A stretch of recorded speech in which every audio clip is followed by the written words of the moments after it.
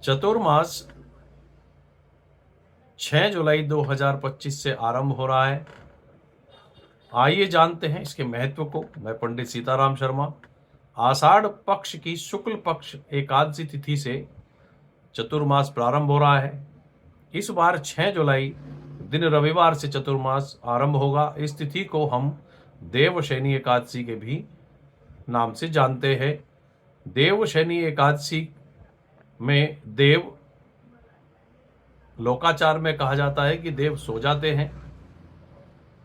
देवशयनी एकादशी में भगवान श्री हरि विष्णु क्षीर सागर में योग निद्रा में चले जाते हैं।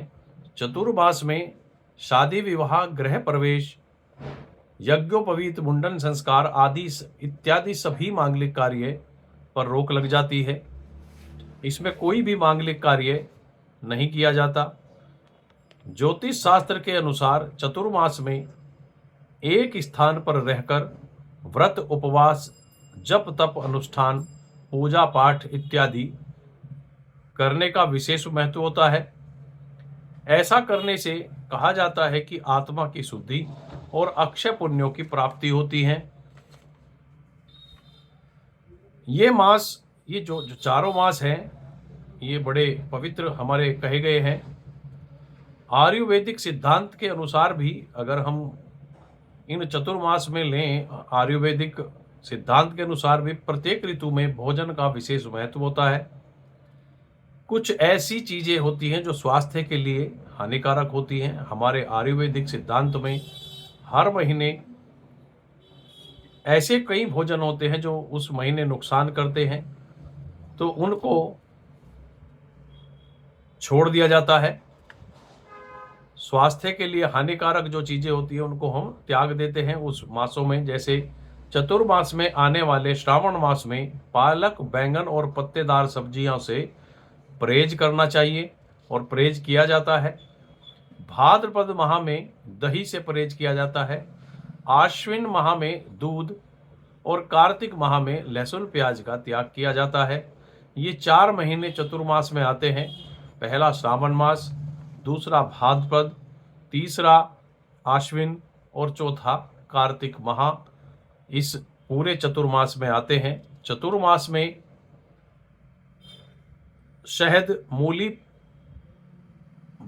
पलवल, बैंगन खाने से भी परहेज किया जाता है। चतुर्मास में हमारा भोजन पूर्ण रूप से सात्विक होना चाहिए। जब हम पूजा पाठ करते हैं, व्रत अनुष्ठान करते हैं, तो हमारा भोजन भी उसी प्रकार से सात्विक होना चाहिए। चतुर्मास में कांसे के बर्तनों का भी प्रयोग नहीं किया जाता।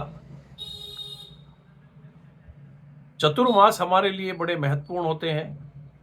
पहले गुरु पूर्णिमा से ये पर्व, ये चतुर्मास में गुरु पूर्णिमा से शुरू होता है। उसके बाद सावन मास में भगवान शिव की आराधना होती है। उसके बाद भगवान गणेश जी की आराधना होती है। उसके बाद माँ शक्ति यानी कि माँ दुर्गा की पूजा होती है। तो इस प्रकार ये चतुर्मास, चारों मास हमारे बहुत धार्मिक महत्व रखते हैं। इसलिए इसमें सात्विक रहकर जप तप अनुष्ठान करने चाहिए और जितना भी हो सके उतनी पूजा पाठ हम करें, अपने कर्म के अनुसार करें।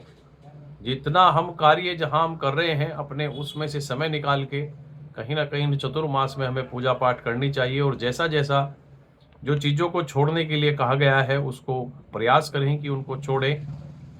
ऐसी ही जानकारी आपको हमारे माध्यम से प्राप्त होती रहेगी। हमारे चैनल को सब्सक्राइब करें। नमस्कार, प्रणाम।